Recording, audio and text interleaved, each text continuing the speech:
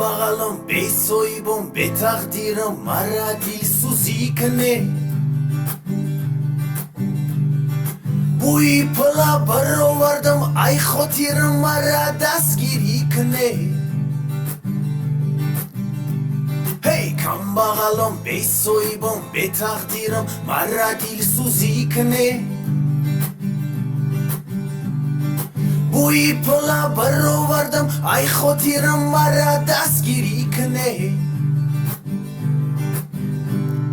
اومدم ای دهات دل نیت خوندنی حجتم سپاریدم سواد سنجیدنی پاره وزنی دادم گذشتم ای امتحان از بس که پول دور نبودم خونیش رسید با پایان دفترم دراندم به حد غمگین شدم زندگی مجبورم کرد رفتم بزرگچین شدم بزرگی درگیری آدم و همه بانکرات مرم خطوری آنها قرض میکنم یک حیات امروز گشنه و تشنه عشقم ریخته سرم داده ول میزنم ای قرض دارم گریخته چی کار کنم ای خدا کاش که تقامه داشتم زندگی ویرانم کرد خونم اومد پشتم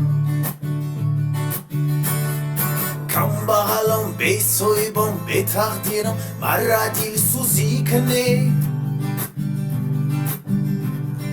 بوی پلا برآوردم ای خاطرم مرا دستگیری کنه کم بغلم به صویبم به تقدیرم مرا دل سوزی کنه بوی پلا برآوردم ای خاطرم مرا دستگیری کنه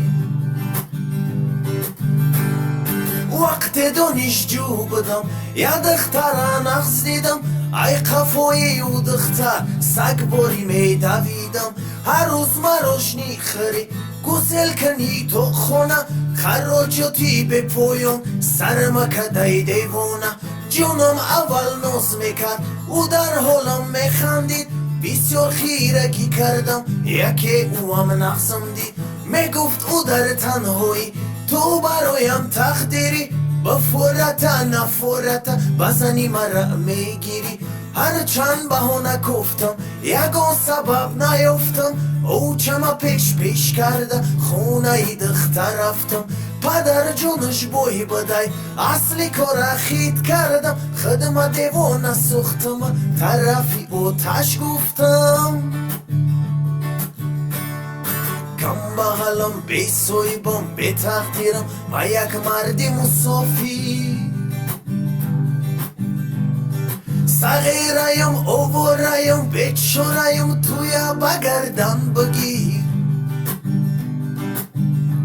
هی کم بغلم به صویبم به تقدیرم ما یک مردی مسافی